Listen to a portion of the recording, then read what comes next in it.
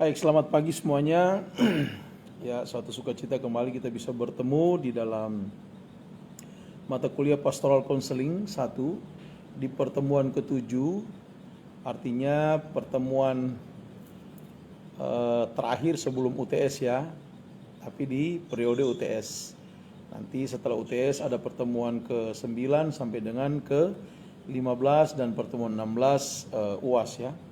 Nah, pada kesempatan hari ini di pertemuan ke-7 saya akan menjabarkan kepada seluruh mahasiswa tentang ciri-ciri konselor yang efektif. Kalau kemarin kita sudah membahas perihal tentang etika daripada konseling tersebut, ya. Ada banyak hal yang kita sudah pelajari secara komprehensif tentang etika dalam konseling. Pada kesempatan hari ini di pertemuan ke-7 ini saya akan membahas secara khusus perihal tentang ciri-ciri daripada konselor yang efektif, ya. Jadi bagaimana sih konselor yang efektif itu?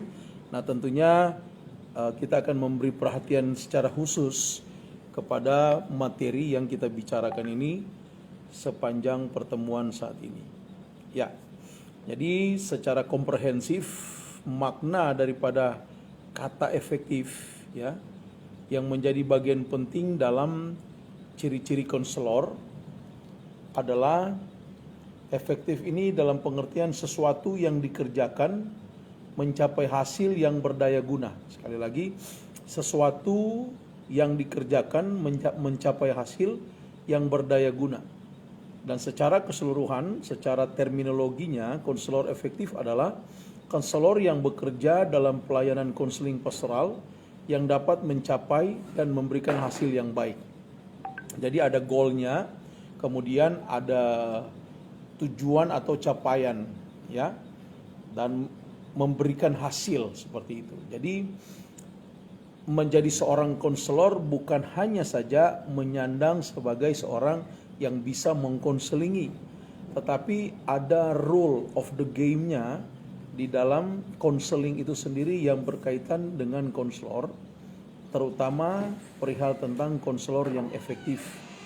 Ya, sekali lagi, konselor yang efektif adalah konselor yang bekerja dalam pelayanan konseling pastoral. Perhatikan, garis bawahi bahwa konselor yang bekerja dalam pelayanan konseling pastoral, ya, konseling pastoral yang ada di dalam gereja, juga konseling pastoral di luaran sebagai seorang konselor, ya. Nah, yang dapat mencapai dan memberikan hasil yang baik. Jadi, ketika Anda menjadi seorang konselor, tentunya akan menjadi efektif apabila ada capaiannya dan ada hasilnya. Ya, sama seperti misalnya Ibu Neni yang memiliki usaha ya, bisnis di bidang entertain ya, boleh dikatakan ya Bu ya, atau pure music ya. Entertain ya kali ya Bu. Entertain ya. Iya. Nah, jadi di bidang entertain. Ya. Jadi kenapa? Iya, di bidang entertain, Pak. Jadi di bidang entertain itu, jadi Ibu Neni itu harus selalu ada capaian yang tentunya memberikan hasil yang baik.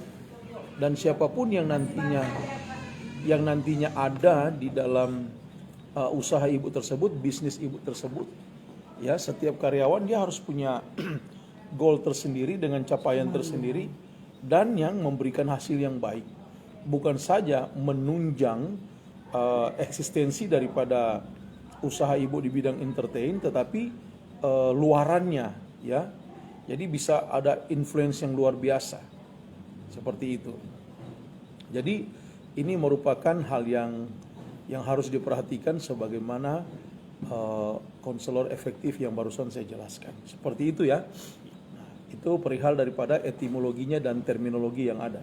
Terus kemudian seorang konselor perlu memiliki sikap, ya. Kemudian dia harus memiliki kualitas pribadi dan bahkan keterampilan tertentu untuk dapat menjadi seorang konselor yang efektif. Ya. Nah, nanti saya akan narasikan bagaimanakah sikap dan kualitas serta keterampilan tersebut yang dimiliki oleh seorang konselor yang pada akhirnya menjadi seorang konselor yang efektif. Ya, apa-apa saja. Ya, sikap dan kualitas serta keterampilan yang dimiliki yang harus ada pada diri pribadi konselor tersebut agar menjadi konselor yang efektif. Ya. Nah, antara lain yang pertama adalah konselor yang efektif dia harus memandang bahwa manusia sebagai makhluk yang unik. Ya, sekali lagi ya, seorang konselor efektif dia harus memandang manusia sebagai makhluk yang unik. Nah, penjabarannya secara konteks bahwa seorang konselor yang efektif harus dapat memahami. Ya, dia harus dapat memahami bahwa konsili atau orang yang dia konselingi adalah suatu pribadi yang unik. Ya, uniknya apa yang unik gitu loh. Ya. Karena uniknya karena memiliki perasaan, pikiran dan sikap yang tidak persis sama dengan konsili yang lain. Artinya akan menemui orang-orang yang berbeda. Ya. Dan bahkan ada yang mengalami problem yang sama secara umum, masalah yang sama. Mungkin ketika Anda nanti sebagai konselor mengkonselingi konsili yang Tuhan percayakan kepada Anda nanti, mungkin permasalahan mereka secara umum sama. Akan tetapi sikap, perasaan, pikiran, tanggapan, dan reaksi konsili yang satu dengan yang lainnya pasti tidak persis sama. Atau bicara respon, pasti akan berbeda. Nah, ini yang menjadi perhatian tersendiri, khususnya bagi seorang konselor yang efektif. Ya, dan saya sering kali menemukan itu. Saya menemui itu di dalam ruang konseling. Ya, saya walaupun masih muda secara usia, ya, mungkin juga masih dalam hitungan berapa tahun menjadi seorang konselor, ya ini tahun ke-12 apa tahun ke-13 saya menjadi seorang konselor. Akan tetapi konsili yang Tuhan percayakan kepada saya, ada yang juga berumur di atas 60 sampai 70 tahun. Yang paling tidak pernah saya bimbing berdasarkan konteks konseling. Dan juga anak-anak muda, kemudian rumah-rumah tangga, kemudian para pelayan Tuhan, dan seterusnya. Sebagaimana saya juga pernah berkonselingi dengan mentor-mentor rohani saya. Seperti itu. Dan ketika saya memberanikan diri menjadi sebagai seorang konselor, tentu saya mempelajari hal-hal praktis yang ada di dalam konseling itu. Dan bahkan tidak jarang saya mengikuti seminar, ya, saya mengikuti pembelajaran perihal tentang konselor yang mengkonselingi, termasuk konselor yang efektif ini. Ya, dan pada hari ini saya ajarkan kepada kalian sebagai mahasiswa semester 3 di STTRM yang mengambil mata kuliah pastoral konseling 1 ini. Ya. Nah, jadi penting untuk diperhatikan bahwa ketika saudara-saudara nanti menjadi seorang konselor, ya, jadi memang harus bisa melihat siapa yang dia konseling. Bahwa pandangan atau perspektif yang paling awal bahwa memandang manusia sebagai makhluk yang unik, ya, ciptaan yang unik. Ya, karena memiliki perasaan, pikiran dan sikap yang tidak persis sama dengan konsili-konsili yang lain. Artinya ada karakter-karakter yang berbeda. Ya, saya mengajar pendidikan karakter Kristus di semester 1 ya, mahasiswanya banyak, hampir 60 kan. Jadi seperti itu. Dan bahkan terkadang mereka secara umum memiliki problem yang sama ya dari kacamata umum, akan tetapi sikap, perasaan, pikiran, tanggapan, reaksi, konsili satu dengan yang lainnya itu bisa berbeda, tidak persis sama. Nah, disinilah keterampilan, kualitas, sikap daripada seorang konselor itu harus benar-benar keluar gitu ya dalam menangani setiap orang-orang atau konsili yang berbeda. Jadi seperti itu ya. Kemudian yang kedua, perhatikan baik-baik. Seorang konselor yang efektif, dia harus bisa memandang manusia itu sebagai pribadi yang dapat bermitra. Nah, ini penting. Ya. Jadi pribadi yang dapat bermitra. Jadi dia harus memandang bahwa seorang konselor harus memandang konsili dari sudut pandang bermitra. Dalam artian adalah meskipun manusia yang mungkin secara kacamata dunia nampaknya dia sudah rusak atau kotor dan jahat, ya, orang mungkin sering bilang sampah masyarakat dan lain sebagainya. Tetapi seorang konselor harus bisa memiliki satu perspektif, ya, memandang manusia sebagai pribadi yang dapat bermitra. Itu artinya kita harus memandang bahwa meskipun orang tersebut, konsili tersebut nampaknya ia sudah sangat-sangat rusak kehidupannya, sangat-sangat kotor dan jahat, tetapi ia masih dapat diberikan kesempatan untuk berubah menjadi lebih baik, ya, dan kembali lagi kepada dirinya asalkan ia bersedia berubah. Artinya inilah fungsi daripada seorang konselor untuk bisa dapat membantu orang tersebut, ya, agar dia bisa membuka hatinya, menyadari kesalahan-kesalahan fatal, kebejatan hidupnya, kejahatan hidupnya, sehingga dia bisa dapat berubah. Inilah disebut dengan cara pandang dari sudut pandang bermitra. Ya, nah saudara-saudaraku yang diberkati Tuhan, para mahasiswa, ya, konselor harus bisa memiliki kepekaan secara pribadi yang didominasi dengan kasih Kristus. Harus didominasi dengan kasih Kristus, tidak boleh tidak. Ya. Nah, kalau kita tidak didominasi dengan kasih Kristus, maka tidak akan menjadi konselor yang efektif. Ya. Berdasarkan penjabaran daripada poin 2 ini, sebagai bentuk daripada sikap dan kualitas serta keterampilan daripada konselor yang efektif, di mana konselor harus memandang manusia sebagai pribadi yang dapat bermitra. Meskipun manusia tersebut, orang tersebut nampaknya sudah rusak, kotor atau jahat, tetapi ia masih bisa diberikan kesempatan atau dia memiliki peluang untuk kembali dapat berubah menjadi lebih baik lagi. Memang kembali lagi kepada konsili tersebut, apakah ia bersedia berubah. Ya, kemudian konselor harus optimis akan hal tersebut, akan apa? Akan kebermitraan daripada konsili tersebut. Ya, agar konselor bisa efektif untuk mencari jalan keluar. Jadi tidak ada pesimistis.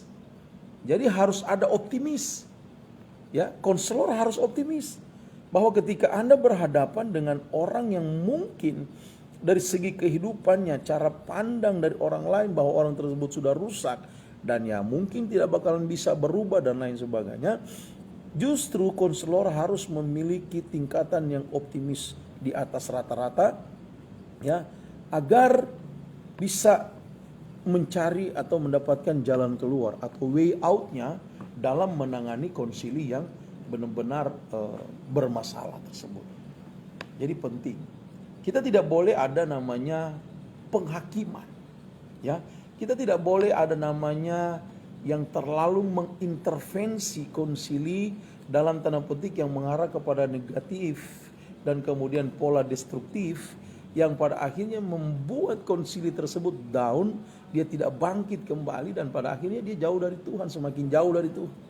Ya, ingat yang waktu saya ajarkan di awal-awal juga sampai pertemuan ke-6, saya selalu mengingatkan, ya, konselor itu memang ya harus merangkul, kemudian bisa mengeluarkan konsili dari berbagai problema kehidupannya dengan narasi-narasi kebenaran Alkitab, juga dengan hal-hal yang memotivasi konsili tersebut agar dia tidak terjerumus lebih dalam ke dalam pelanggaran-pelanggaran, dosa-dosa, penyesalan dan lain sebagainya.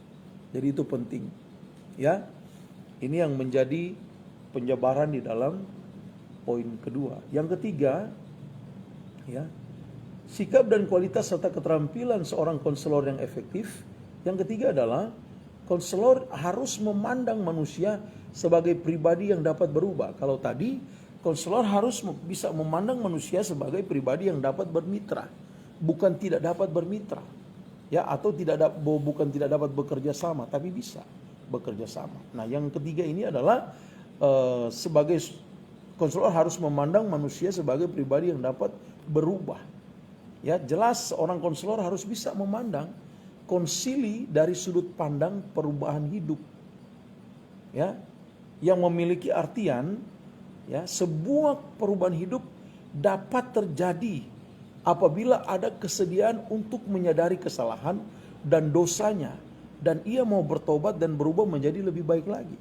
Dan ini tugas daripada konselor yang efektif ketika melihat konsili dari perspektif pribadi yang dapat berubah. Oleh karena itu, rajin-rajinlah mengupgrade, ya, hal-hal yang berhubungan tentang pembahasan ini. Konselor yang efektif. Ya. Sehingga ketika kita melakukan konseling, ya, mengalir dengan luar biasa. Ya, dan di sana kita dapat mengarahkan konsili tersebut untuk pada suatu goal, pada satu titik yang disebut dengan perubahan hidup. Karena sebuah perubahan hidup dapat terjadi, bukan tidak dapat terjadi. Kata siapa orang tidak bisa berubah? Bisa. Tapi apabila ada kesediaan untuk menyadari kesalahan dan dosanya, dan kemudian mengambil langkah yang konkret mau bertobat, kemudian naik lagi mau menjadi lebih baik lagi atau berubah menjadi lebih baik lagi. Dan banyak sekali dalil-dalil Alkitab untuk kita bisa narasikan kepada konsili yang kita konselingi. Contoh kita perbandingkan di dalam 1 Yohanes 1 ayat 9. Ya, coba satu orang baca. Ibu Nenika bisa baca atau siapa yang bisa baca 1 Yohanes 1 ayat 9.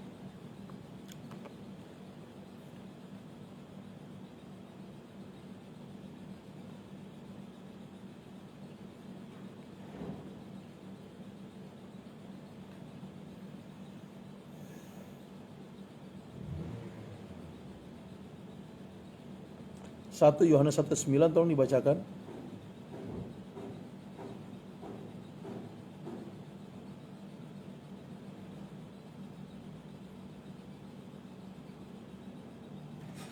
Ya, 1 Yohanes 1 ayat 9. Jika kita mengaku dosa kita, maka ia adalah setia dan adil, sehingga ia akan mengampuni segala dosa kita dan menyucikan kita dari segala kejahatan. Passwordnya ini untuk gereja. Ya, jika kita mengaku dosa kita, di situ di ayat tersebut pun kata awalnya adalah jika. Ya, jika berarti memang ya dari kitanya. Gitu loh, dari manusianya itu. Maka sangat jelas komparasi aktif dengan apa yang baru saya jelaskan tadi. Bahwa sebuah perubahan hidup dapat terjadi apabila ada kesediaan orang tersebut untuk menyadari kesalahannya dan dosanya. Dan dia memutuskan untuk next step-nya dia mau bertobat, and then dia mau berubah lebih baik, menjadi lebih baik lagi. Perhatikan kata jika. Ya. Jika kita mengaku, coba kalian narasikan what's the meaning jika. Gitu.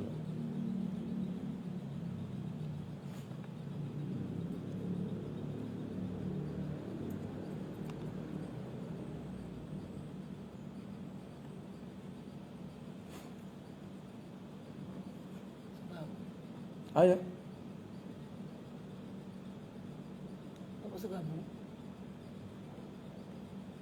Dia merupakan kata penghubung, tetapi apa yang kalian tangkap misalnya?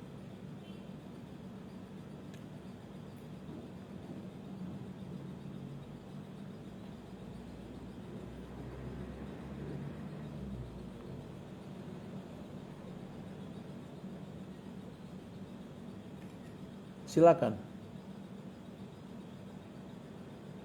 Apa kira-kira yang bisa dimaknai? Ini kalau kita mengeksegesi satu ayat, ya harus ada secara literasinya ya. Jadi 1 Yohanes 1:9 berkata, jika engkau mengaku dosamu.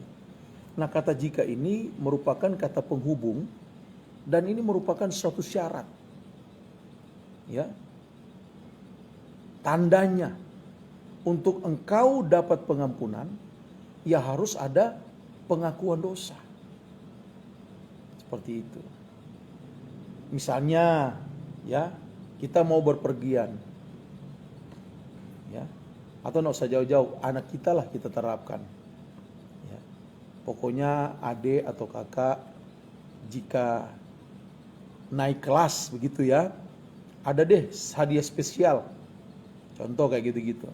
Untuk memicu anak-anak kita biar mereka semangat belajar dan seterusnya. Berarti ada pertanda syarat. Ya. Nah, korelasi aktifnya dengan penjabaran tadi adalah jika orang tersebut dia bersedia untuk menyadari kesalahannya, menyadari dosanya, jika dia membuka hati, menerima kritikan, menerima teguran, dan kemudian dia bisa mengintrospeksi dirinya, ya, pada akhirnya dia masuk pada langkah bertobat, kemudian hidup dalam pertobatan, dan pada akhirnya mengalami perubahan-perubahan demi perubahan dalam kehidupannya menuju kepada kehidupan yang lebih baik. Ya. Berikutnya adalah konselor harus terus bisa mengarahkan konsili yang kita konselingi ke arah pertobatan, jelas. Ya. Berdasarkan konsep perspektif bahwa konselor memandang manusia sebagai pribadi yang dapat berubah. Jadi kita tidak boleh pesimis kalau kita mengkonselingi seseorang. Kita harus memiliki ruang optimis itu senantiasa. Agar ketika kita mengkonselingi dengan perspektif bahwa manusia sebagai pribadi yang dapat berubah, dia bukan mesin, dia bukan robot, tapi dia memiliki akal, naluri, nalar, ya, yang bisa masuk pada konsep perubahan hidup, maka konselor harus bisa mendorong ke arah pertobatan. Dengan kata lain, pemahaman bahwa bertobat adalah pintu untuk menerima pengampunan daripada Tuhan. Nah, kita harus bisa mengarahkan konsili ini, Shalom, konsili ini kepada tipikal pengertian ini. Bahwa ketika masuk pada pemahaman pertobatan, bahwa seseorang bisa menerima pengampunan daripada Tuhan. Ini konsepnya yang ada di dalam 1 Yohanes 1 ayat 9. Jika engkau mengaku dosamu, maka ia setia dan adil akan mengampuni dosamu dan menyucikan engkau dari segala kejahatanmu. Jelas konsep kekristenan yang luar biasa. Kemudian yang berikut adalah konselor yang efektif adalah apabila dalam perspektif dia memandang konsili adalah pribadi yang dapat bermitra dengannya untuk goal sesuatu yang tentu mengarah kepada pembaharuan hidup. Ya, searah dengan apa yang dikatakan dalam 2 Korintus 5 ayat 17. Barang siapa yang ada dalam Kristus, dia adalah ciptaan baru, yang lama sudah berlalu, yang baru sudah datang. Perhatikan kata hidup ciptaan baru. Ya, new creature. Bahasa Yunaninya koine ketisis, yang artinya bukan kuping yang baru, bukan tangan yang baru, tapi eksistensi kehidupannya baru. Jadi paradigmanya berubah. Dulunya suka berbuat dosa, tapi ketika dalam Tuhan dia tidak mau berbuat dosa lagi. Itu perspektif yang di dalam Tuhan. Ya, jadi seperti itu. Itulah disebut dengan konselor yang efektif. bisa memandang. Nah, di tempat ini juga banyak sekali mahasiswa sedang ikut kuliah ini. On-site ini. Jadi seperti itu ya. Poin yang ketiga, ciri-ciri daripada konselor yang efektif di dalam ruang pastoral konseling. Seperti itu. Jadi konselor harus bisa memandang manusia sebagai pribadi yang dapat berubah. Yang keempat adalah sikap dan kualitas serta keterampilan seorang konselor efektif. Yang keempat adalah harus bisa dipastikan Kristus ada dalam hidup konselor tersebut. Apa jadinya seorang konselor tidak memiliki Kristus yang benar-benar hidup dalam kehidupannya? Ya.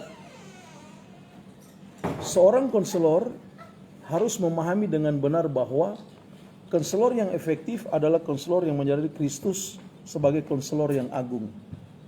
Ya. Nah, kenapa konsepnya mengarah kepada Kristus sebagai konselor yang agung? Ya.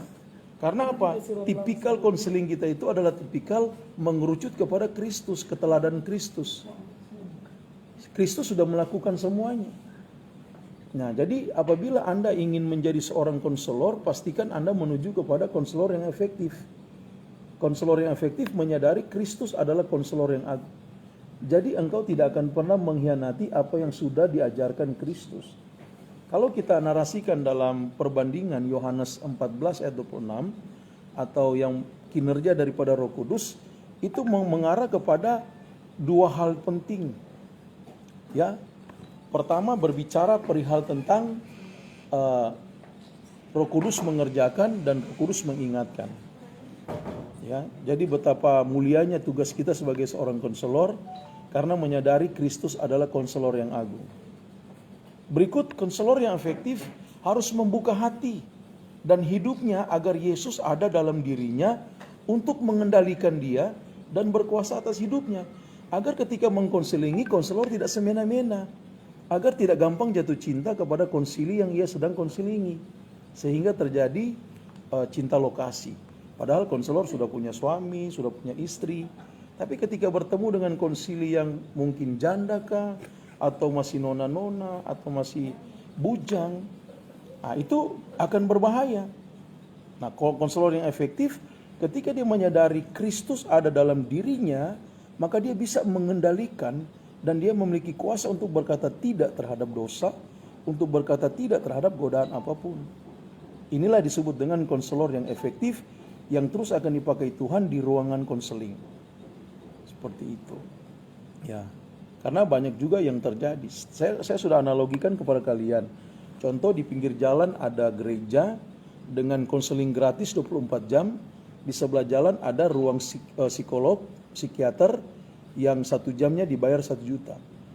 Ya, dalam penelitian banyak orang akan datang ke psikiater walaupun berbayar antri. Kenapa orang jarang datang ke gereja konseling gratis? Karena inilah, satu, SDM-nya tidak memadai, kedua, konselornya mulutnya ember, dan ketiga, terjadi hal-hal yang memalukan nama Tuhan di ruang konseling. Karena kenapa? Tidak menyadari Kristus ada dalam kehidupan konselor. Jadi seperti itu. Nah, sekarang saya persilakan kalian untuk bisa menarasikan apa yang ada di dalam pikiran kalian ketika penjabaran dari poin 1 sampai poin 4 tentang seorang konselor harus memiliki sikap, kualitas pribadi, keterampilan untuk menjadi seorang konselor yang efektif. Ya. Salah 4-nya ini adalah Kristus ada dalam hidup konselor. Silakan. Saya ini lagi di gereja dengan teman-teman untuk kita mau berbagi kasih dengan orang-orang di jalanan. Silakan Ibu Neni, saya lihat tadi sudah senyum-senyum. Apakah pernah menemui tentang hal seperti ini apa yang saya jabarkan? Silakan. Kan harus selalu tersenyum, Kak. Iya. Oh, itu beda konteks. Kalau tersenyum nggak apa-apa. Saya menyuruh senyum. Iya.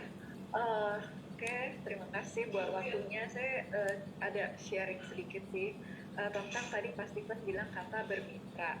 Ya. Kebetulan yang saat ini lagi saya hadapi adalah ada masalah di putri saya. Jadi udah berjalan 3 bulan lah gitu.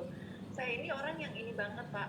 Saya orang yang percaya banget lah gitu. Jadi iman saya tuh kuat banget.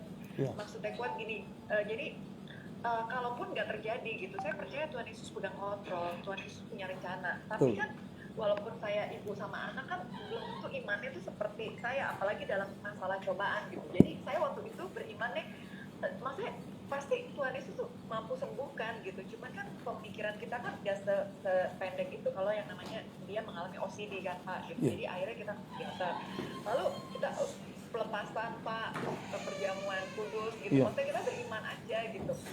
Dan belum sembuh Pak, belum sembuh.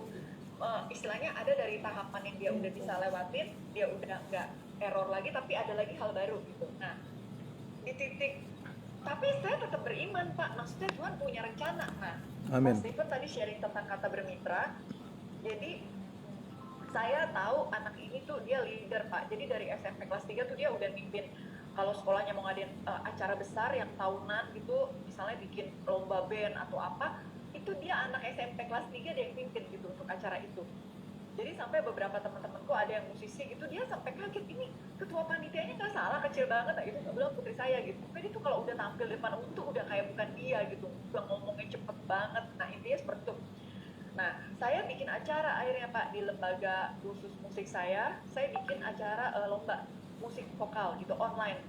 Di Supaya Bekasi. kita tetap kreatif. Di Bekasi Saya ya. tempatin dia, iya saya tempatin dia jadi ketua panitia. Dan itu berjalan banget Pak. Jadi keluar ide-ide sampai saya pikir apa dengan cara ini dia jadi lupa penyakitnya. Ya, yes, that's right. Dan saya kasih kesibukan. Nah, itu bukan maksudnya bermitra Pak. Seperti itu. Iya. Nah, sekarang yang lagi saya jalanin lagi juga sama dia gini.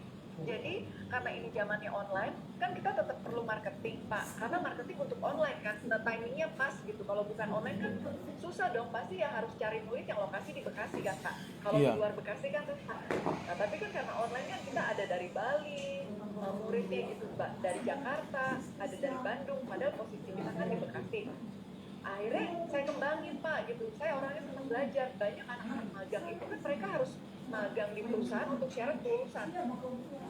Nah, jadi kita buka lowongan Pak untuk anak-anak magang. Mereka ini 1 bulan dikasih biaya internet 200-250 ribu, tapi mereka senang kalau mereka perlu surat keterangan dari satu company ini gitu untuk masuk syarat kelulusan. Akhirnya kita buka Pak, kita buka cuma dalam tempo 1 bulan kali ya. Itu dapat 408 pelamar. Wow. Padahal kita butuhnya cuma 4 Pak, dan itu cuma kita hire mereka 250 ribu per bulan. Nah itu idenya manis, ngalir Pak. Akhirnya sekarang lagi dijalanin itu dan dia leadernya Pak, dia pegang project itu. Jadi dia pegang 4 marketing ini dari Jakarta, dari Bali. Mereka ketemuan meeting seminggu sekali dan buat saya itu keren banget sih perbuatan Tuhan gitu. Karena Tuhan kita kan kreatif banget ya Pak. Tapi sesudah itu dia error lagi Pak. Gitu. Nah maksudnya bermitra tuh seperti itu nggak Pak gitu. Ya. Jadi saya bangkitin lagi yang memang ada dari sisi dia bisa. Tapi saya juga pernah up and down Pak. Maksudnya iman saya juga kayak ditantang banget gitu sama Tuhan. Saya kok nggak sembuh-sembuh Tuhan gitu. Tapi untung anaknya tuh selalu iya gitu. Nggak ada, dek kita doa yuk, iya. Dek kita pujian yuk, iya. Satu lagi Pak, waktu saya pelayanan di Kul, saya bawa dia buat singer. Jadi ngiringin gitu, nyanyi. Saya cuma bilang gini, itu juga iman saya kuat banget. Maksudnya dalam hadirat Tuhan pasti sesuatu terjadi. Saya bilang ke dia gini, kalau Dek digerakin Roh Kudus ngomong apa, ngomong ya Dek gitu. Dia nyanyi Pak, dan tiba-tiba dia ngomong, dia kesaksian sendiri tentang OCD-nya loh Pak. Itu pertama kali dia buka di depan umum gitu, bahwa dia mengalami OCD pulang dari Australia. Tahu nggak Pak, setelah itu dia dihubungin sama orang, kan Instagram saya nggak ditutup yang buat full itu Pak, random Instagram, dia WA Vanes, maksudnya kamu ada masalah OCD ya, saya juga ada, tapi kamu beruntung bisa didoain, saya dikucilin dari keluarga. Nah itu keren banget nggak sih Pak Tuhan? Maksudnya waktunya bisa, timingnya tepat, nyambung gitu. Di saat dia sakit, dia juga harus sharing ke orang yang sakit juga malah lebih parah. Dan akhirnya Vanes bersyukur ada orang-orang yang mensupport dia gitu. Ini ada orang yang kucilin loh Mas. Nah aku percaya gitu, masa itu kan Tuhan punya rencana gitu. Itu tuh sih Pak, itu bermitra bukan Mas. Ya, itu masuk konsepnya Bu. Makanya konsep awal yang saya juga ketika ngobrol dengan anak ibu tersebut kemarin, saya menerapkan Bu. Gitu. Makanya ada beberapa statement yang bermakna itu yang kalau ibu dengarkan kembali itu saya terapkan. Jadi makanya ada beberapa kata yang saya bilang, kamu tidak sakit gitu kan, kamu memiliki talenta yang luar biasa. Ya, jadi ada perkataan yang keluar kemarin juga unfinished task. Artinya kita sedang mengembalikan rasa percaya dirinya pada tingkatan yang lebih luas lagi, bahwa oh iya, yang Tuhan berikan kepada saya ini begitu besar. Masa hanya karena hal ini saya selesai gitu. Padahal unfinished task, belum selesai, tugas yang belum selesai. Gitu loh. Dan itu yang saya terapkan, dan kemarin kan progresnya bagus banget, Bu. Ya kan? Progresnya bagus banget. Dan bahkan kan saya sudah bilang kemarin juga bahwa ya cobalah memberanikan diri dengan iman, berhenti minum obat. Ya. Karena kan OCD ini tersendiri adalah apabila dia tidak melakukan tindakan yang berulang-ulang itu, menimbulkan kecemasan dan ketakutan yang berlebihan itu. Itu kan sebenarnya yang terjadi. Makanya dalam doa pun itu kemarin Tuhan menyatakan itu. Jelas Tuhan menyatakan perihal tentang ketakutan yang teramat sangat terlalu berlebihan, luar biasa. Dan itulah yang dipakai oleh iblis ya. Ruang itulah, celah itulah, bukan lagi celah kecil. Itu sudah lubang besar yang memang diobok-obok terus oleh iblis untuk memang menghancurkan anak ini, ya, sehingga dia tidak bisa lagi memandang dirinya the best, dia tidak bisa lagi memandang dirinya berguna dan lain sebagainya. Nah, disinilah butuh seorang konselor yang efektif untuk mengembalikan potensi itu dengan konsep bermitra, gitu loh.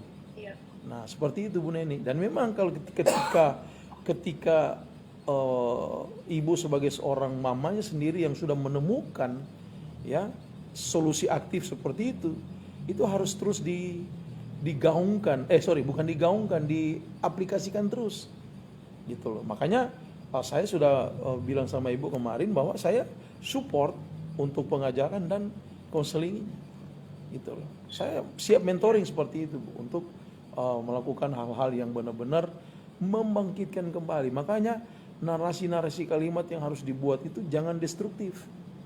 Karena orang-orang OCD seperti itu, semakin kita destruktif bentuk narasinya, semakin dia tidak akan percaya lagi pada dirinya sendiri. Seperti itu Bu. Jadi harus ada narasi-narasi yang seperti saya bangun kemarin.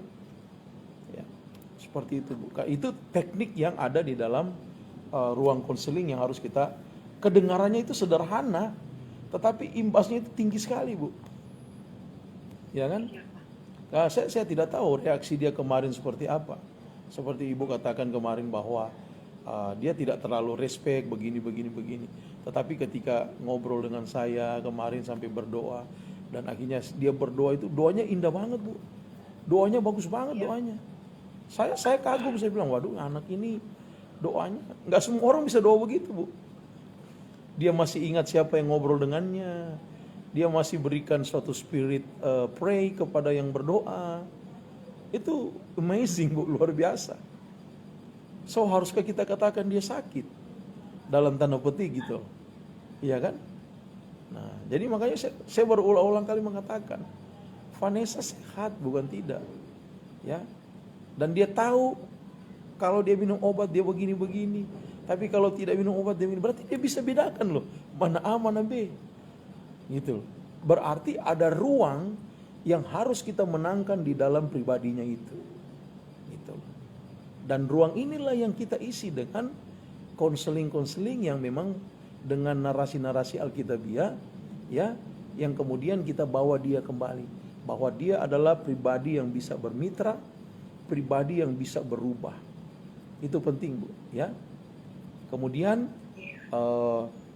tanamkan terus tentang apa yang menjadi hobinya, kegiatannya, ya, bahwa kamu udah benar itu Bu Neni kemarin. Adik itu pernah juara, ini bayangkan juara debat sedunia dengan uni-uni yang ada, dia bisa eksis luar biasa. Wow, seperti itu Bu. Jadi memang tepat, ya. Jadi kita di poin kedua itu, konselor harus bisa memandang manusia sebagai pribadi yang dapat bermitra. Gitu. Maka itulah yang saya terapkan kemarin Bu. Ya, saya dapatkan kembali. Goalnya adalah untuk kembali membangkitkan tingkat kepercayaan dirinya yang mulai tergerus, dan tergerus. Ya, tapi saya percaya ya Tuhan punya solusi aktif untuk anak ini. Tetapi Tuhan juga mencari mitra yang paling tidak untuk mengarahkan anak ini.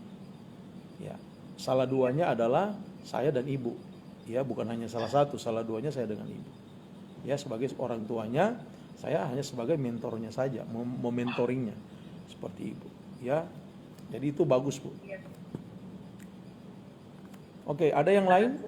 Iya, sama-sama, Bu. Kita lanjut lagi ya pada poin yang kelima. Ya, bahwa Ibu Elizabeth mau bertanya? Enggak, pas dulu, Pak. Oh, pas dulu ya. Nggak apa-apa. Jadi poin yang kelima adalah seorang konselor yang aktif, yang efektif adalah dia terampil dalam menerapkan ilmu konseling. Jadi kita balik lagi secara keilmuan, ya, ilmu konseling. Dan seorang yang mempelajari pastoral konseling, kemudian dia menjadi seorang konselor, bahwa seorang konselor harus benar-benar memahami dengan benar, ya, konsep perihal tentang konselor yang efektif tidak pernah berhenti belajar untuk meningkatkan wawasan dan ilmu pengetahuannya dalam pelayanan konseling pastoralnya. Jadi dia selalu mengupgrade kekinian konteksnya. Ya, saya terkadang ke toko buku mencari kalau ada yang baru lagi tentang pastoral konseling, ya, seperti itu. Kemudian juga memeriksa jurnal-jurnal, baik itu jurnal internasional ataupun jurnal nasional. Ya, saya suka membaca. Kalau dunia jurnal internasional harus ditranslatekannya dulu. Ya, ada banyak yang saya temukan, akhirnya menjadi suatu keilmuan bagi saya secara tersendiri. Mungkin saya tidak pernah belum dapat di bangku kuliah dulu, ya, tapi tetap saya belajar. Dan pada akhirnya saya sebagai seorang dosen yang mengajar khusus pastoral konseling ini. Ya, jadi ingat baik-baik, konselor yang efektif tidak akan pernah berhenti belajar untuk meningkatkan wawasan dan knowledge-nya dalam pelayanan konseling pastoralnya. Ya, karena pelayanan konseling ini ada dalam ruang pastoral atau pengembalaan. Kemudian, ya, segala kekurangan dan kelemahan harus bisa selalu diperbaiki dan dicari jalan keluarnya. Melalui apa?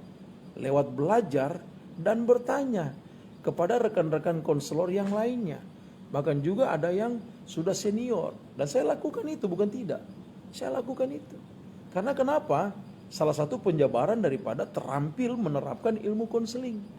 Nah, bagaimana kita bisa terampil untuk dapat menerapkan ilmu konseling sedangkan konselor itu tidak mau belajar lagi.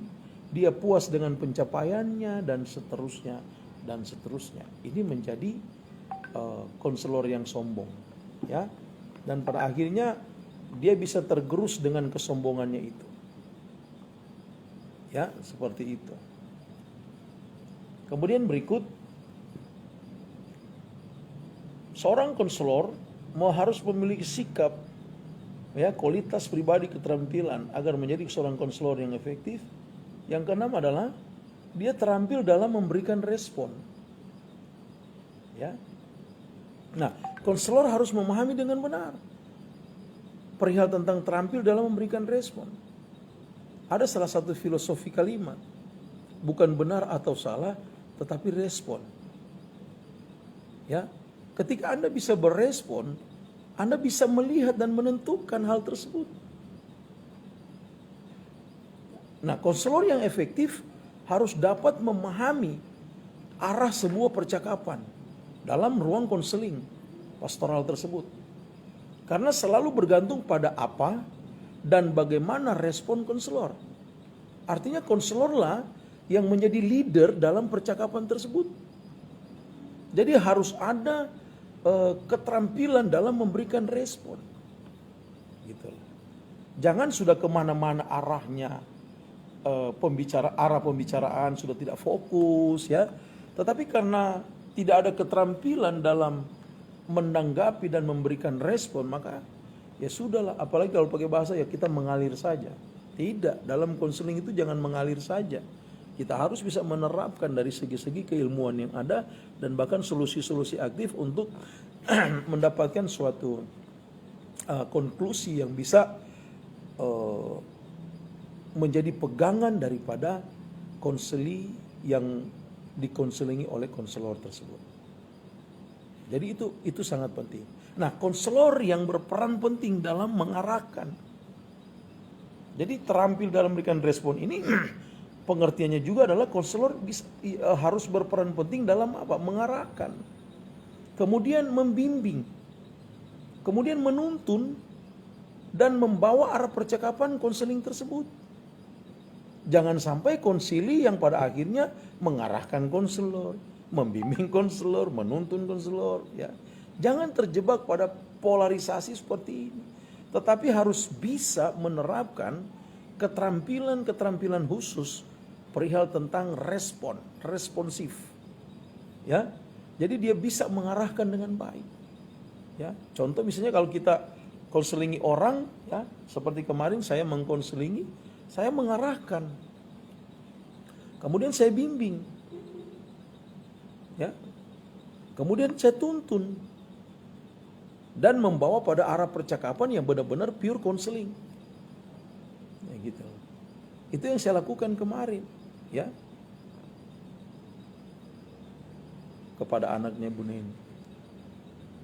Dan puji Tuhan, selesai itu saya berdoa, kemudian saya mulai mengevaluasi kembali ya, apa yang sudah saya lakukan, apakah sudah tepat atau secara kontekstual tingkatan relevansinya betul atau tidak, dan seterusnya. Ya. Jadi sekali lagi penting bagi seorang konselor untuk dapat mengarahkan konsili yang kita konseling. Penting bagi konselor untuk dapat membimbing konsili yang kita konseling. Penting bagi konselor untuk dapat menuntun dan membawa kepada arah percakapan konseling. Nah, arah percakapan konseling itu di sana harus hidup narasi-narasi Alkitab, ayat-ayatnya dan lain sebagainya. Harus ada, jangan tidak. Agar tidak liar, agar tidak kemana-mana. Ya. Nah, konselor yang efektif harus sadar, sepenuhnya sadar bahwa arah percakapan ditentukan olehnya melalui respon-responnya. That's my point. Ya. Jadi contoh kalau saya berkonseling dengan Ibu Elizabeth, ya. Kemudian mungkin ini contoh saja Ibu Elizabeth, ya.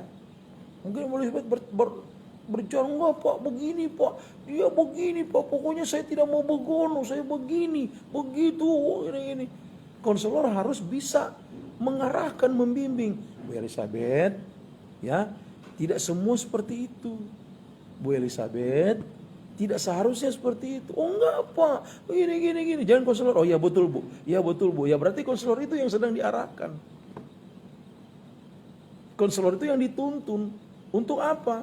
Mengiyakan apa yang disampaikan walaupun ngawur.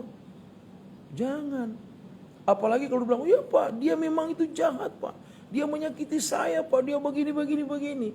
Ingat baik-baik, Anda sedang mengkonselingi ya satu arah. Ya. Belum tentu apa yang dikatakan Ibu Elizabeth itu benar. Karena dia ada kepahitan mungkin. Maaf ya Ibu, ini contoh Ibu Elizabeth ya. Contoh, ya kan? Keep your smile. Ya kan? Ini contoh saja. Nah, kalau kita tidak bisa mengarahkan, membimbing, menuntun pada arah percakapan konseling yang tepat, maka respon kita salah. Nah, semuanya itu harus dipahami sebagai seorang konselor yang efektif bahwa arah percakapan sangat-sangat ditentukan oleh konselor melalui respon-responnya. That's it. Seperti itu.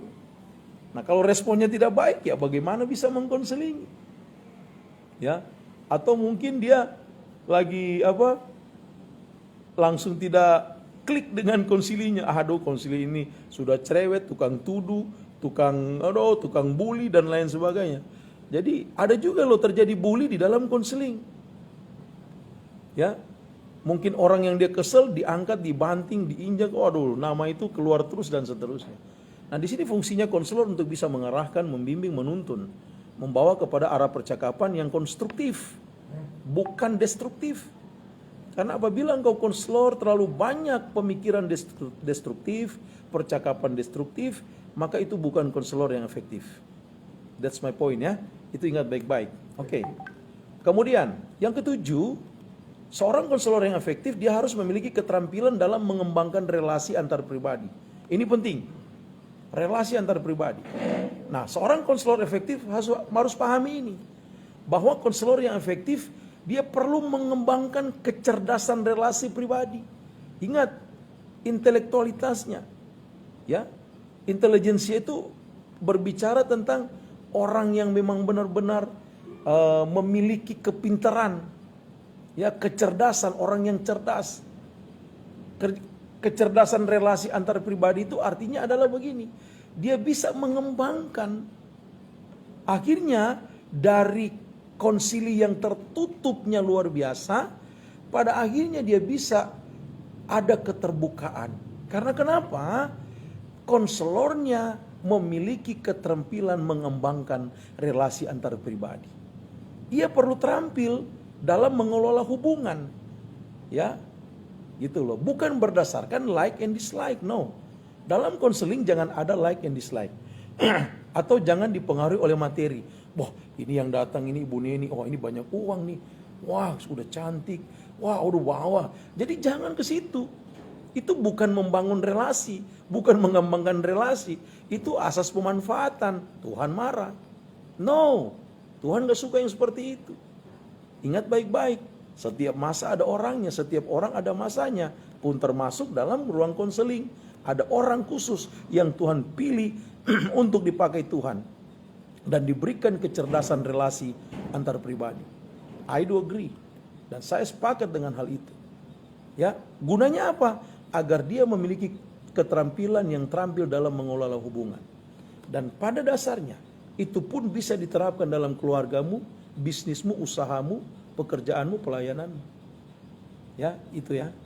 Yang berikut adalah, nah, keterampilan dalam mengembangkan relasi antar pribadi, ini merupakan keterampilan yang sangat penting bagi keberhasilan konselor dalam menjalin hubungan yang hangat, bersahabat, dapat dipercaya. Perhatikan baik-baik poin-poin ini. Dapat dipercaya, terus kemudian terbuka dan penuh perhatian terhadap konsili. Bagaimana jadinya konselor tidak bisa bersahabat, tidak bisa dipercaya, tertutup, dan tidak ada perhatian, tidak ada concern, tidak ada aware, tidak ada care. Apa jadinya konseling tersebut? Ya. Nah, jadi kalian nanti menjadi seorang konselor, perhatikan keterampilan ini dalam mengembangkan relasi antar pribadi. Seperti yang juga dinarasikan tadi oleh Bu Neni, bagaimana dia menerapkan relasi dengan anaknya. Ya, memang itu anaknya, tetapi dia juga membutuhkan konseling pribadi. Bukan hanya diantar kepada psikiater ataupun konselor, tetapi mamanya juga itu harus bisa menjadi konselor secara pribadinya. Nah, di sinilah Ibu Neni bisa mengembangkan relasi tersebut. Yang saya sebut adalah memiliki kecerdasan relasi. Seperti itu. Nah, jika hubungan dapat dibangun, konselor akan lebih mudah menjalin komunikasi dengan konselinya. Betul tidak? Ya kan? Nah, bagaimana kalau engkau tidak bisa membangun hubungan dengan konsili? Ya, maka tidak akan terjadi komunikasi yang baik dengan konsilinya. Ya, hancur semuanya. Ini yang harus diperhatikan. Ya, harus diperhatikan dengan sebaik-baik. Betapa relasi antar pribadi itu merupakan juga berperan penting, ya, untuk dapat menjalin komunikasi dengan baik, sehingga konsili dapat terbuka, Dia bisa menceritakan. Ingat baik-baik. Kita bukan sedang memplester luka di kulit, tapi kita sedang mencabut kepahitan di dalam hatinya. Kalau Anda sedang hanya memplester luka di kulit pakai plester, sebenarnya sakitnya di dalam. Sakitnya tuh di sini, kata lagu ya. Sakitnya tuh di sini dan seterusnya. Maka mungkin di kulitnya itu sembuh dalam sehari 2 hari, tapi kedalamannya itu tidak akan pernah disembuhkan. Makanya firman Tuhan berkata, cabut akarnya. Contoh, ya, Kristus mengatakan, ya, analogi praktis yang dimetaforakan, bentuk metaforanya adalah firman Tuhan yang ditaburkan di bebatuan. Dia bertumbuh, tapi mati karena di bebatuan. Kemudian dia bertumbuh di mana? Di semak berduri. Mungkin bertumbuh dia, tapi dijepit, diapit sama semak berduri tersebut mati. Ada juga di pasir. Dia bertumbuh, tapi cuma sebentar mati. Ya kan? Nah, banyak orang kepahitan. Tapi waktu konseling dia tidak terbuka. Tambah lagi konselor tidak memiliki keterampilan dalam mengembangkan relasi antar pribadi, maka dipikir sudah selesai. Padahal akar pahitnya begitu dalam. Ingat baik-baik. Kerusakan yang diakibatkan oleh akar pahit, ada 3 hal yang hancur dalam pribadi. Yang pertama, ya, kepahitan itu menghancurkan mentalnya. Kemudian kepahitan itu menghancurkan jasmaninya, fisiknya. Dan kepahitan itu menghancurkan sisi rohaninya. Bayangkan kalau 3 hal ini hancur. Makanya jangan heran banyak orang yang bunuh diri, minum racun, gantung diri dan lain sebagainya. Karena hancur gitu. Ya. Banyak orang yang sakit, bahkan di Ayub 5 ayat 2. Coba baca Ayub 5 ayat 2. Ini luar biasa ini. Teringat ayat ini Roh Kudus mengingatkan, saya yakin. Coba Ayub 5 ayat 2.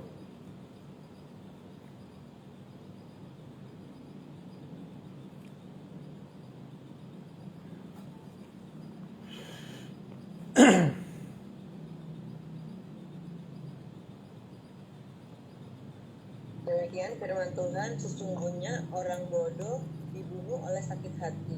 Nah, Dan sesungguhnya orang bodoh dibunuh oleh sakit hati. Terus? Dan orang bebal dimatikan oleh iri hati. Wah, coba tafsirkan itu apa maksudnya. Ya kan? Sesungguhnya orang bodoh dibunuh oleh iri hati, orang bebal dimatikan oleh sakit hati. Gitu. Nah, ini luar biasa ketika kita baca ayat ini, apa yang disampaikan di dalam Ayub 5 ayat 2. Ya kan? Dan itu konsep kepahitan yang teramat dalam. Dan dia akan dibunuh dan dimatikan oleh sakit hati dan iri hati. Ya kan? Nah, kalau dia datang konseling kepada Anda dan Anda tidak bisa temukan kepahitan itu lewat ruang konseling tersebut, maka itu sangat berbahaya bagi konsili tersebut. Maka itu penting bagi seorang konselor untuk doa dan puasa, agar ada kuasa Tuhan yang bekerja. Ya, Roma 8:28 berkata, Allah turut bekerja mendatangkan kebaikan bagi mereka yang mengasihinya. Ingat, Allah turut bekerja, berarti yang bekerja adalah saya dan saudara. Ya, Allah turut bekerja. Jadi kalau kita sudah bekerja dengan hati, dengan ketulusan dan mengasihi Tuhan, maka Allah turut bekerja mendatangkan kebaikan. Garis tegasnya adalah mendatangkan kebaikan. Berarti di sana ada keberhasilan. Berarti di sana ada pencapaian yang lebih baik lagi. Ada capaiannya, akhirnya goalnya dalam konseling tersebut itu terjadi. Bukan tidak. Dan orang itu yang mengalami kepahitan, dia bisa disembuhkan. Ingat baik-baik prinsip firman Tuhan. Cabut akarnya agar bisa ditaburi dengan tanah yang baru, agar ketika dia dengar firman Tuhan itu bisa tertanam di tanah yang baru. Kemudian dia bisa bertumbuh. Tapi kalau tidak pernah dicabut akar kepahitan, dosa dan lain sebagainya, maka dia mungkin dengar firman Tuhan, Tapi bertumbuhnya cuma sebentar, mati lagi. Bertumbuhnya cuma sebentar, mati lagi. Karena ada di bebatuan, karena ada bertumbuh di pasir, dan bertumbuh di semak belukar, semak berduri. Ya, kita masuk lagi pada poin berikutnya. Yang ke-8, ada 3 lagi sampai ke-10 ya. Nah, seorang konselor harus memiliki sikap kualitas pribadi dengan keterampilan tertentu. Ya, yang poin ke-8 adalah pribadi yang berkualitas. Nah, seorang konselor yang efektif itu harus berkualitas. Kualitas apa? Konselor memiliki kesadaran akan dirinya dan nilai-nilai yang ada pada dirinya. Gitu loh. Katakan saya mahal. Ya mahal. Ya. Karena kenapa? Tuhan menciptakan kita itu serupa segambar dengannya. Imago Dei. Baiklah kita menciptakan serupa segambar dengan kita dan seterusnya. Jadi kita harus sadar bahwa diri kita ini memiliki nilai-nilai value yang luar biasa, excellent, dahsyat. Ya. Makanya firman Tuhan berkata di Kejadian, kuasailah, penuhilah bumi dan kuasailah. Tapi konsep orang menguasai akhirnya jadi tamak dan rakus, jadi zolim dan lain sebagainya. Ya, kita tidak selalu bicara Kejadian, kita bicara tentang konseling. Nah, apa yang ada pada diri kalian? Nilai apa yang ada? Nilai-nilai pribadi apa yang ada? Kalau itu pada area positif, go ahead, kembangkan. Tapi kalau pada area negatif, kubur, buang jauh-jauh, bertobat. Ya, karena Tuhan tidak pernah memberikan kita nilai yang negatif. Tapi Tuhan selalu berikan kita nilai yang positif yang ada pada diri kita. Itu poinnya, ya. Kemudian pribadi yang berkualitas memiliki sikap yang hangat dan penuh perhatian. Ya. Bagaimana Anda seorang konselor tapi tidak memiliki pribadi yang hangat dan tidak perhatian? Ya. Maka yang ada perkataan I don't care. Ya. Kalau bahasa-bahasa di sini orang-orang Jakarta bilang ke laut aja loh. Padahal bukan seperti itu yang harus kita katakan. Kita harus bisa melihat dari perspektif lain. Bahwa pribadi seorang konselor yang efektif, dia harus memiliki pribadi yang hangat dan penuh perhatian. Bukan berarti dia suka atau jatuh cinta. Tetapi pribadi yang hangat dan penuh perhatian, itu tandanya dia memiliki nilai yang excellent dalam pribadinya. Dan itu Tuhan kasih, itu Tuhan yang berikan. Ya. Berikutnya adalah konselor yang efektif mampu memperlihatkan sikap yang menerima dan empati. Ya, kan ada simpati dan empati. Simpati itu contoh praktisnya begini. Ibu Elizabeth sakit ya, oh sakit ya. Oh sakit ya, oh sakit ya, oh sakit, cuman begitu. Tapi kalau empati itu melebihi daripada simpati. Oh sakit ya, oh di mana ya? Wow, dia bisa berkunjung. Kalau dia ada berkat, dia berbagi berkat dan seterusnya. Ada kakak saya namanya Vera. Oh itu orangnya penuh empati. Dia penuh orang yang empati. Dia bukannya simpati. Ya namanya Vera namanya. Nggak perlu disebutkan marganya. Ya. Kalau cuma bicara empati jangan tanya sama kakak saya itu. Walaupun ada di rumah sakit mana. Cuman satu kata yang ada dalam pikirannya. Intah. Ya kalian nggak perlu tahu. Cari tahu siapa itu Vera namanya. Pokoknya dia seorang pribadi yang cantik. Senyumnya aduhai. Nah saya mau bilang kepada kalian, ini hanya contoh-contoh praktis yang saya mau bawa di ruang pengajaran ini. Ya, di ruang pengajaran ini harus saya sampaikan. Ya, saya juga melihat kepada ibu saya, bagaimana dia memiliki hati yang benar-benar peduli, empati, ya terhadap banyak orang lah. Kemudian juga kepada istri saya, Meiti Imelda Wawili. Saya melihat itu juga satu sikap dalam dirinya. Gitu. Memang mengejawantakan perihal tentang hal ini bukan hanya perkataan verbal, tapi harus aplikatif dalam tindakan nyata. Nah kalian jangan hanya berbicara saja mungkin di mimbar, tapi harus ada aplikatifnya. Kadangkala tindakan aplikatif itu mimbar yang sesungguhnya. Gitu loh. Contoh saya mengembalakan kaum marginal GBI Jeruk. Ya. Mungkin tidak seberapa kami berbagi kasih dengan mereka. Ya. Saya mungkin mengajukan ke foundation atau mungkin ada teman-teman yang datang membawa sembako dan lain sebagainya. Tapi paling tidak itulah bentuk konkret empati kita, apalagi di masa pandemik seperti ini. Ya. Dan Yesus melihat mereka 5.000 orang itu laki-laki yang tercatat, belum perempuan dan anak. Ya, di sana tidak ada restoran cepat saji yang bisa langsung pesan dan makan. Itu pun kalau mau pesan 5.000 gak berani dalam waktu langsung itu jam saat itu bisa membuat contoh begini. Tolong Ibu Neni buatkan saya roti 5.000 untuk saya beri makan. Ibu Neni itu bilang, "Aduh, masa? Jam berapa perlunya?" 5 menit kemudian. Waduh. Mungkin walaupun Bu Neni ahli langsung nyerah. Ya kan? Tapi Yesus mendemonstrasikan kuasanya dengan empatinya kepada orang-orang yang mengikuti. Yang mereka sudah lapar. Hanya dengan apa? 5 roti dan 2 ikan. Ya kan? 5 roti dan 2 ikan. Sisanya 12 bakul. Karena Yesus memperlihatkan sikap menerima dan empati yang luar biasa.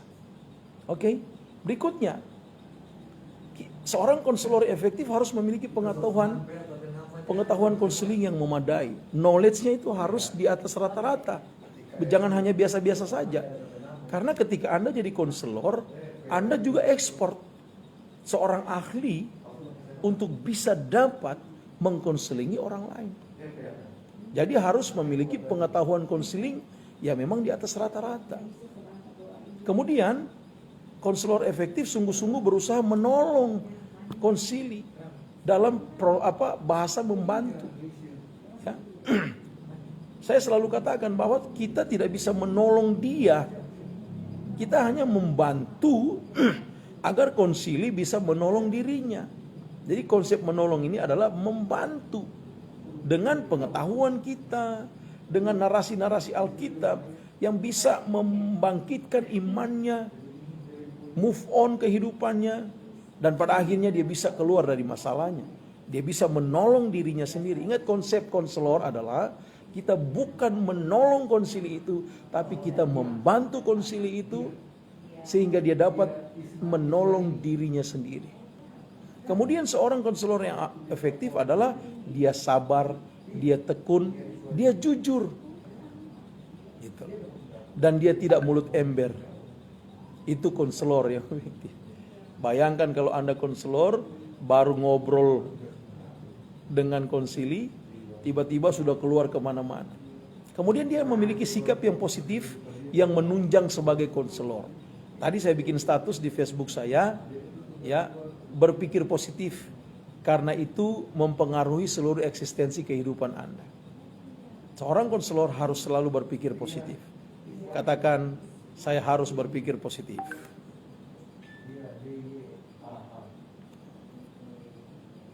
Oke, yang ke-9. Ciri-ciri daripada konselor yang efektif yang memiliki sikap, kualitas, serta keterampilan adalah yang ke-9. Konselor yang efektif harus bisa memperhatikan hal-hal apa yang perlu dihindari yang bersifat juga merugikan. Ya, contoh. Yang pertama, bukan contoh, yang pertama, poin pertama, informasi yang sepihak dari konsili. Kemudian membuat kesimpulan yang terlalu cepat. Belum selesai konsili bicara, dia sudah katakan, wah ibu begini, bapak begini, saudara begini. Jangan. Ngobrol dulu baru bisa ambil suatu kesimpulan. Jangan terlalu cepat. Kemudian jangan terlalu buru-buru dalam melayani. Kita harus sabar, ingat tadi sabar dan tekun. Jangan terlalu mencampuri urusan pribadi konsili. Jangan terlalu mencampuri. Kita hanya membantu, mengingatkan, mendorong, dan bahkan membuat dia menyadari kesalahan-kesalahannya. Kemudian jangan terlalu mudah menghakimi dan mengadili. Jangan memaksa konsili mengikuti keinginannya. Jangan meminta konsili melakukan terlalu banyak hal. Jangan ingin menangani seluruh masalah konsili. Ingat baik-baik, Kita bukan menangani seluruh masalah konsili. Kita hanya membantu konsili agar dia bisa menolong dirinya, menangani persoalannya, dan bisa dia keluar dari masalahnya, keluar sebagai pemenang, bahkan lebih daripada pemenang. Jangan memiliki konsep menghakimi dan mengadili. Oh, kamu sih begini-begini, makanya kamu begini-begini dan seterusnya. Jangan. Itu bukan konselor, tapi itu penghakim. Ya, yang suka menghakimi dan mengadili. Yang terakhir, ciri-ciri konselor yang efektif yang terakhir adalah konselor harus bisa mengembangkan sikap yang positif. Konselor yang efektif senantiasa harus berpikir positif dan mengembangkan sikap-sikap yang positif. Apa itu? Kasih, penghargaan kepada konsili, lemah lembut menangani konsili, suka menolong, memiliki kerelaan hati, memiliki ketulusan hati, memiliki keterbukaan hati, keterbukaan cara berpikir, mau berkorban, dan setia memberikan perhatian. Maka memang benar seorang konselor memiliki pribadi Kristus seutuhnya, agar dia bisa mencapai apa yang dia konselingi dan menghasilkan suatu keberhasilan di dalam ruang konseling tersebut. Hal-hal inilah yang sangat-sangat penting, teramat penting untuk kita perhatikan sebagai seorang konselor yang efektif. Oke?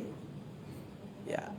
Sekarang di sisa waktu ini saya persilakan, ada yang mau bertanya, ada yang mau berdiskusi, go ahead. Silakan. Ruang saya buka. Saya minum dulu ya.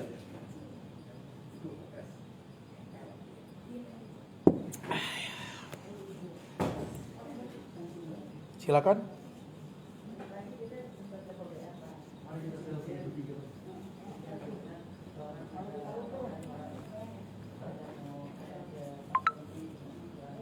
Silakan.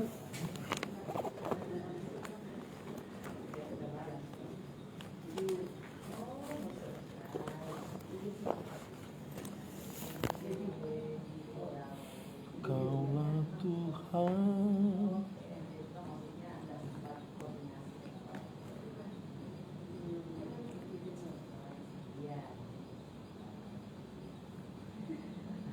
Ada yang bertanya kah? Oke, kalau tidak saya ingatkan kembali, minggu depan kita ketemu di UTS, ujian tengah semester. Kemudian jangan lupa masukin tugas review setiap mata kuliah dari pertemuan pertama sampai ke-7. Ya. Ya, reviewnya seperti ini ya. Apa yang saya ajarkan itu yang Bapak Ibu kembali kalian review di dalam kertas kalian ya, yang diketik rapi dan kirim ke saya. Kemudian jangan lupa laporan bacanya dan juga makalah ya, yang saya sudah berikan kepada kalian.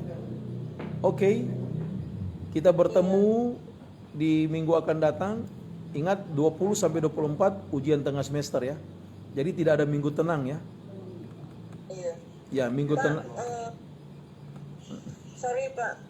Pak minta itu dong, minta diktatnya dong Pak. Diktatnya ini yang saya sudah jelaskan, karena masih panjang perjalanannya.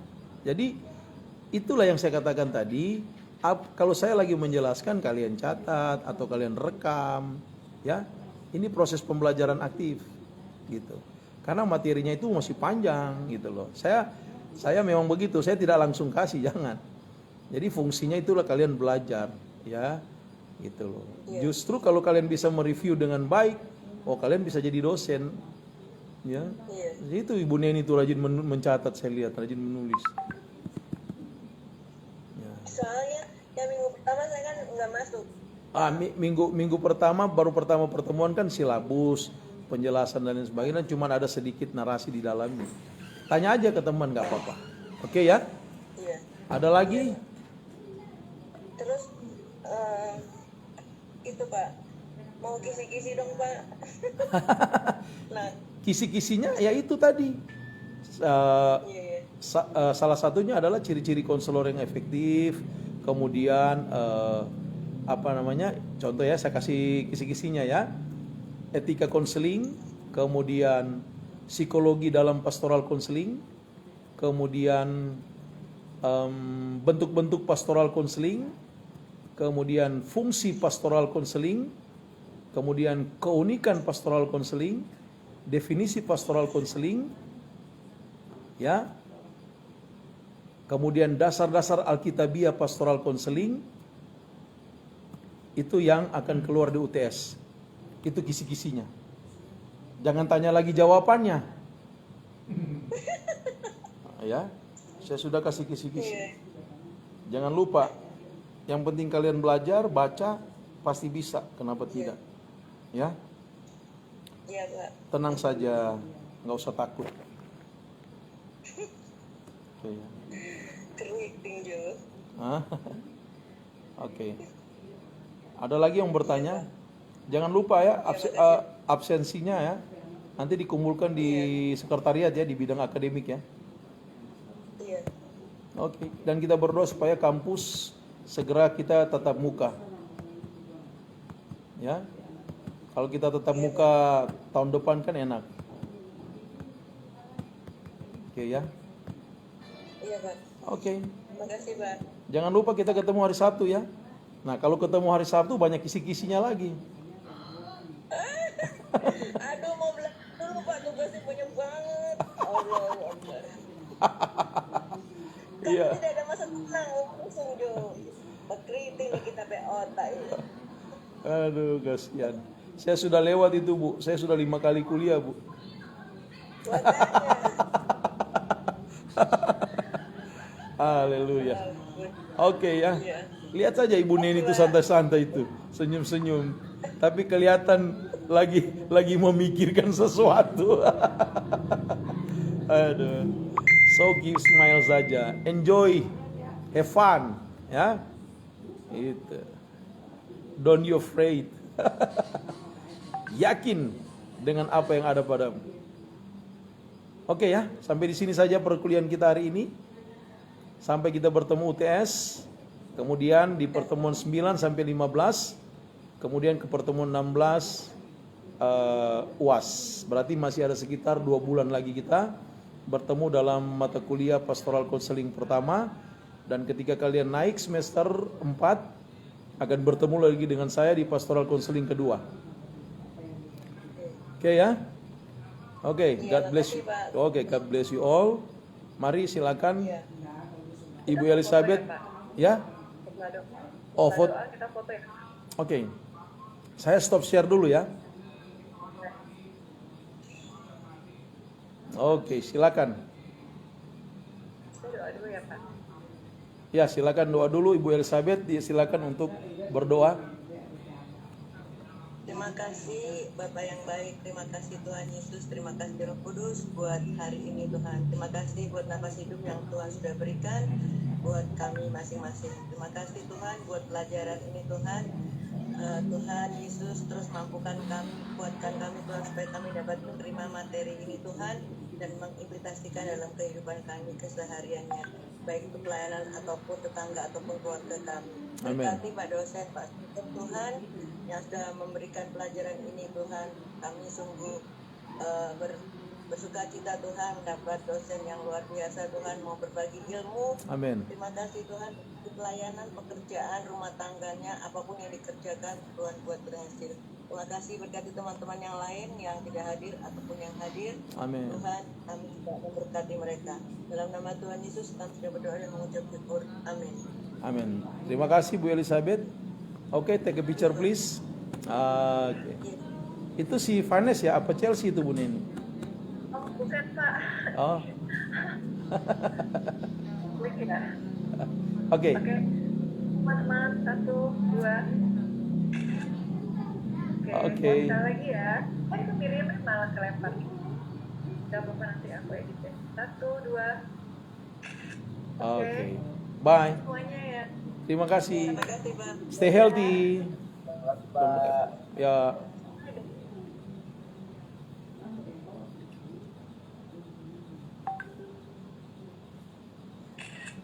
Okay. In 5, 4, 3, 2, 1, go. Close the door.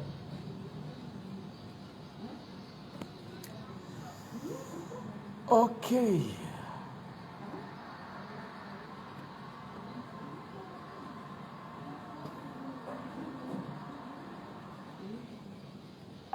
Kalau ku hidup, Kak, abis ini mau kemana tuh orang, Kak? Oke.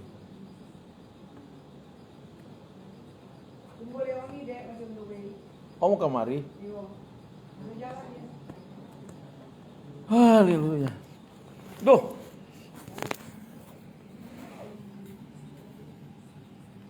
Terima kasih teman-teman yang juga sudah nonton siaran langsung Facebook ini. Kiranya bisa juga mengambil pembelajaran-pembelajaran yang baik dari apa yang saya sudah ajarkan di mata kuliah Pastoral Counseling. Tuhan berkati, shalom.